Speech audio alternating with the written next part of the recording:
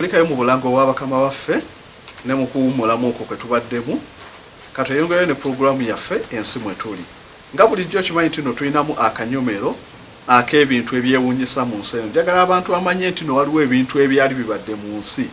abamu bye mutasuubira nti no bisobola okubaayo naye nga gyebiri.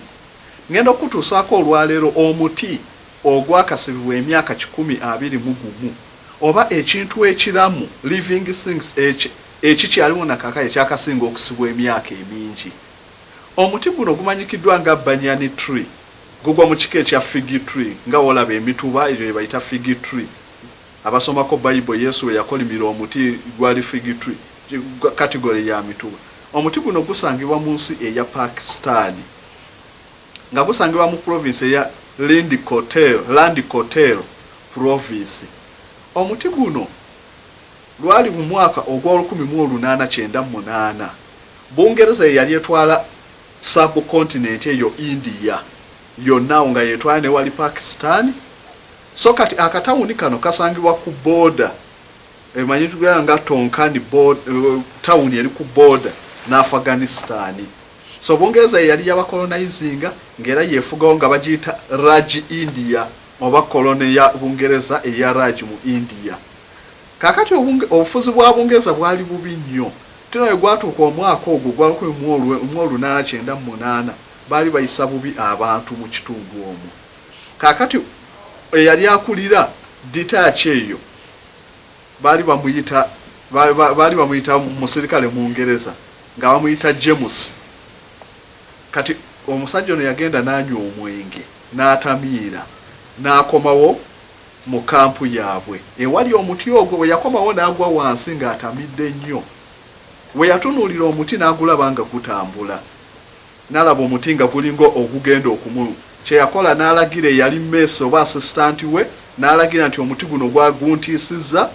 gulabika guvudde mu kifo w'engumanyi gujja gunsemberera, njagala ogusibe. So assistant we oba mess officer n'akwata enjegere n'asiba omuti era ne saa yakakati omuti ogwo gukyaliko enjegere zaagwo nnya. Emyaka 121 omuti gukyali musibe olw'okuba gwatiisatiisa officer wa Bungereza yali atamidde.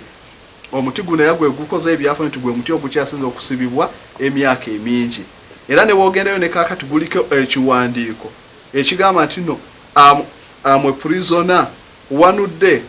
a British officer was drunk and he saw that I was moving from my original place and he ordered the mess officer to arrest and imprison him. So ekiwandiiko nakaka ekikyaliko bakirekawo kati abalambuzi bagendayo ne balaba omuti ogwakasinga okusibibwa naye nga gwasibibwa Bangereza olw'okuba gwatiisa officer Omungereza yali atamidde. So ebyo emu ku byewuunyisa mu nsi tigwoba omanyi nti no mwasibwa nnyo eno bakusibako emyezi 3 eriyo emiti gye baasiba gigenda myaka 122.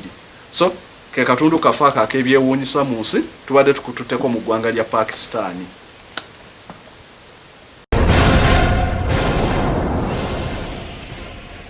Kulikayo mu kanyomero kaffe ak'ebyewuunyisa mu nsi eno katuddeyo e Beirut oba e Lebanon tutunulire okubwatuka okwabaddewo omanye ebizibu ensi byegyesanga. So we twamalidde n'adde nkunnyonnyola ku lyato lino bwe lyajja okutuuka e Lebanon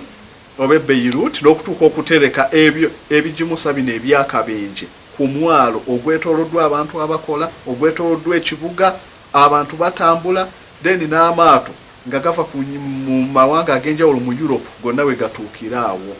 So kati ab'obuyinza bamala okusalawo kino ebintu ebyo biwambibwe. Abakulira omwalo guno bawandiikira kooti ya Lebanon nga babasaba timutukiriza ebintu bino bya bulabe nnyo, ebigimusa bino ammonia nitrate bya bulabe nnyo, akiribiddemu bitundibwe oba bakiyita re-export nti no oba tubitwale mu ggwanga eddala libikozese. Naye olw'okuba nga omanyi kooti n'egaana bisooke bibeerewo omusango tegunnaggwa. So ebigimusa bino bisigala nga bikyali mu kitundu nga naye ebigimusa bino byali bingi, zaali tani 2 zaali tani 2 mu kilograms 750. So ekintu ekyo kiba kinene nnyo, tani 2 ez'ebintu ebiri explosive ebibwatuka ennyo ewe byaka ennyo okubireka mu kitundu eky'abantu.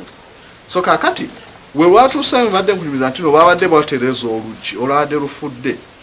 then ne wajja nga omanyi nti ammonia nitrate buli lwalwawo ajja adikeyinga oba n'atandika nga wogita okutala gobe kino ekitandika okukula atandika okusika moisture empewo oba amazizi buli lwasika amazizi abeera aliyakitinga ku level ya waggulu nnyo so olufunako ko kantu konna ng'omuliro aba akwata bukwasi kati ate bwakoma okudikeyinga ng'asise moisture ebibadde ng'obuwunga byekwata nga olaba seminti wona omutereka ebbanga eddene n'akola ekiyinja so byekwata nebikola olwazi olwa ammonia nitrate so ne luba lugumu nnyo kati we lukwata omuliro lubwatuka nnyo so ne lukuliyetinga impact nnene kati kyekyabadde Lebanoni kati mu muliro ogwo gwabaddewo nga bokya weroding gwe gwavuddeko ne wajja abeerawo okubwatuka okwasoose tekwabadde kwa amaanyi nnyo nga bw'okiwulira kati abantu ne basembera abamu abakwata ebifaananyi nga mwe mwabadde mukono omufalansa omu architect gwe tugenda okwogerako eyafiiriddemu ne batandika okukwata ku Facebook bawere mu second singa 3 ne wajja wabeera okubwatuka okw'amaanyi okubwatuka kuno kwaleetedde kye bayita shock wave nga banti atomic bomb we bagikuba ereeta omuyaga ogw'amaanyi ennyo so shock wave yavudde mu kubwatuka nga ammonia nitrate akutta omuliro n'abwatuka n'asanyawo ettundutundu ery'ekibuga eddene nnyo abantu ne bafiirawo ku impact ebizimbe ne byonooneka so kyekizibu ekyo ekyagudde ku mwalo ogw'e Beirut nti ammonia nitrate yasobodde okukwata omuliro n'abaluka ekibuga kyonna ne kikumpi katono omwalo gwonna ne gusaanawo ng'oggyeko ebitundu ebiri ewala ennyo naye ebitundu ebyabadde okumpi byayisibwa bubi nnyo so okubwatuka kuno we kwabaddewo kyekyabaddewo nti awaabadde etterekero lino oba warehouse nti okubwatuka okw'amaanyi kwaleetedde okusimawo kureta kibanga nga kiyanja oba nga kivala eddaamu tigwasimyewo kureta ennene ettaka eryo lyonna ne livaawo olw'amaanyi kureta eno era obugazi yabadde eriko meters 140 ogatta ekisaawe kimu n'ekitundu so kyekinnya ekyasimiddwa olw'amaanyi aga ammonia nitrate ng'amaze okubaluka nekimala ne kijjula amazzi so awo wonna ebyabaddeyo ebyo byonna byasimiddwawo byonna ne bigenda mu bbanga ng'embuyaga ebizimbe ebyabadde birinaanyewo byonna shock wave yasizza kwogatta n'ebirinaanye ebiri ewala ennyo kati nga kye bayita Beirut International Airport eri kilometers 9 ze mayiro 5 okuva ewabadde okubaluka naye endabirwamu zaayatise ne zisala abantu ne ziziika abantu so abantu bangi bafiiddewo nnyo mu kubwatuka okwo nga neekuvudde ku kutereka bubi ammonia nitrate ye yavuddeko okubaluka okwo so atuwuliriza bayinza okwebuuza ti naye lwaki kyagudde mu Lebanon kyali kibaddewo okwo njaga okulaga mu mawanga ag'enjawulo tekisoose Lebanoni wokka oba Beirut wabula okutereka obubi ammonia nitrate kuvuddeko obubenje obw'enjawulo mu mawanga ag'enjawulo nti mu ggwanga erya Germany waliwo kye bayita APOA APOA Industrial Facility tino baatereka ammonia nitrate mu mwaka gwa 1921 tino baali bakozesa nnyo ammonia ono mu World War okola ebyokulwanyisa so kati World War bweggwa ne bamutereka okolamu ebijimusa mu ggwanga erya Germany baali bagiyita APOA Industrial Complex so we batereka ammonia ono baatuka ekiseera ne baagala okutandika ate okumuggyayo bamukozese nga naye atandise okukukula n'akola ng'olwazi nga bakozesa nsuuluulu okutema so ng'omulimu munene nnyo kye baakola ne bagamba katukozese dynamite kusinza ku experiment ze baakola nti wemubanga nitric acid alimu mutono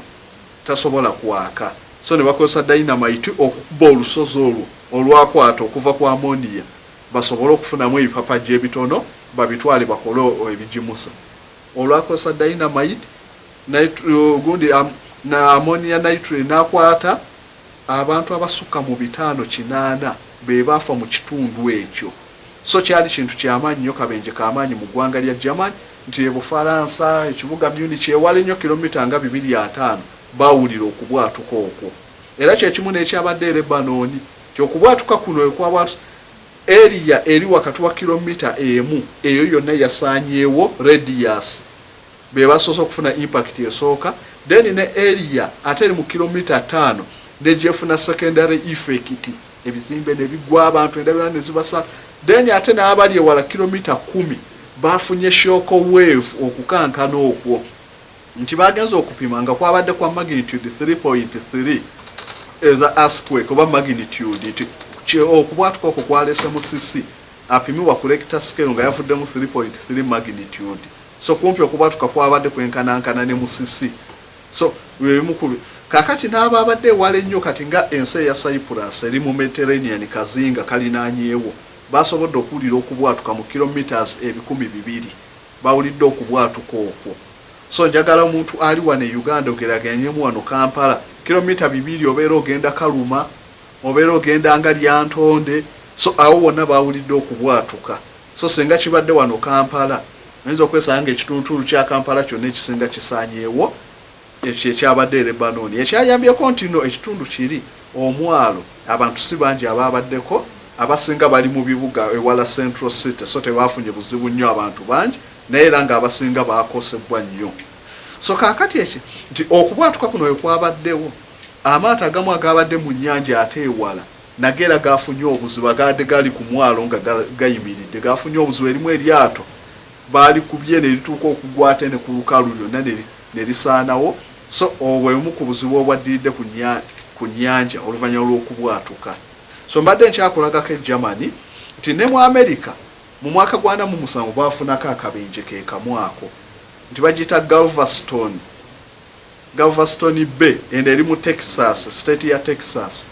eryato lyali nti bajja ne bakola ammonia nitrate okuva mu state ya Nebraska ne bamuleetera ku train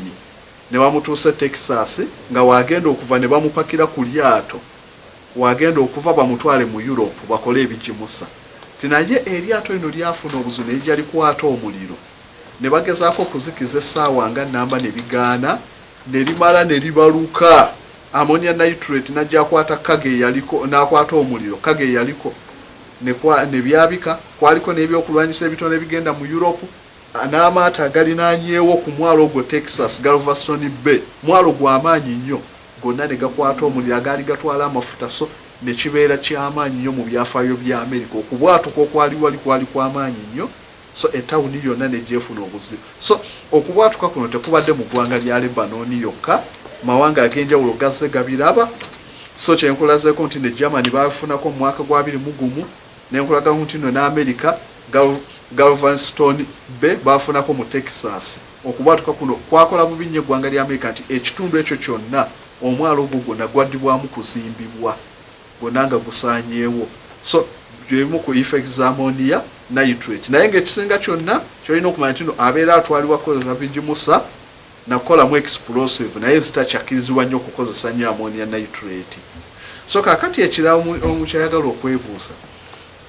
nti ng'oggyeko mu mawanga ag'amalala ammonia nitrate wabanga ayaka nnyo oba abwatuka nnyo takozesebwa mu ntalo so amawanga ag'enjawulo gaze gakozesa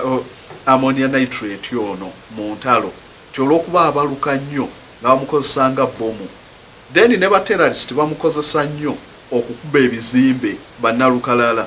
bomu baziteekamu nnyo ebijimusa bino nebiko tiwotula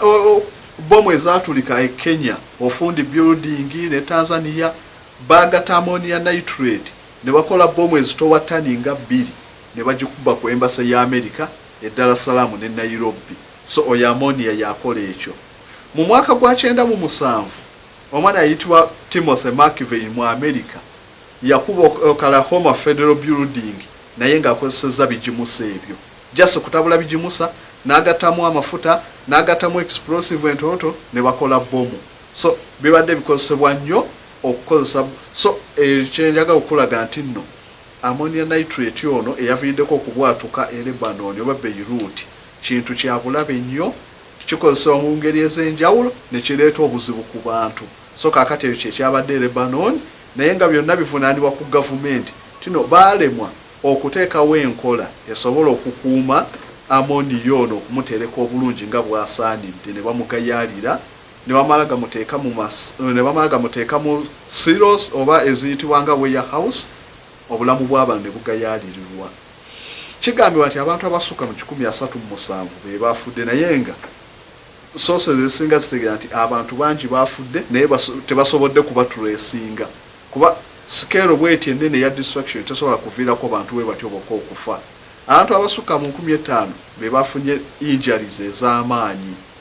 Then ate abala emitwalo nga 30 amayumba tebakyalina mu ggwanga erya Lebanon mu kibuga Beirut. So ebyo ebyatuse ku ggwanga erya Lebanon bannaffe tubasabire nnyo ekikangabwa kyabadde ky'amaanyi nti entiisa yabadde nnene nnyo omukka kye bayita mushroom cloud nolaba ekire kyenge ekya nuclear bomb. So omukka gwabadde gw'amaanyi nnyo kwogata n'ekiyitibwa pollution nti no ammonia nitrate ono alerizinga kye bayita pollutants omukka oguvaamu ne gupollutinga ne guleetera embeera okuba polluted oba obwengula ng'abantu abasika basika omukka ogutali mulungi. So ebyo byonna ebimu ku byaddiridde oluvannyuma lw'okubwatuka. So byebimu ku Lebanon eggwanga bye lyatuuseeko. Lebanon eno eggwanga bali mu buzibu. So tubasabire nnyo nti ekikangabwa kyabadde ky'amaanyi, abantu bangi bafudde n'abalala bangi tebasobodde kubanga bafuna obuyambi. Kyenjaga okulaga nti ekizibu ekirala nti babadde bakava mu COVID-19 lockdown ng'abantu baavu, abantu babadde tebakola. So kakati bino byonna embeera eyaguddewo yanyigiriza nnyo obulamu era ne kiviirako abantu bangi okwekalakaasa essaawa eno mu ggwanga lya Lebanon nga baagala gavumenti erizayininga olw'okuba tesobodde kubaprotectinga. Kwogata n'abamu ate abatuuse okusaba Bufalansa ekomewo ebafuge kuba ye yabakolonizinga. Bafuna independence mwaka gwa namugumu Bufalansa nga yeba independent kati abasinga basabye nti sebo mukomewo mutufuge gavumenti zaffe ziremeddwa tulabirira amalwaliro mafu buli kimu ebyensula bifu. So mukomewo mutufuge olw'ebikangabwa ebyo ebyatuuseewo. So bye bitonotono ku ggwanga lya Lebanon n'okubwatuka okwabaddewo. Ebisigadde tujja kuyoga mu programu zaffe ezinaddirira kutunula eggwanga lya Lebanon naye nga y'embeera eri mu Lebanon.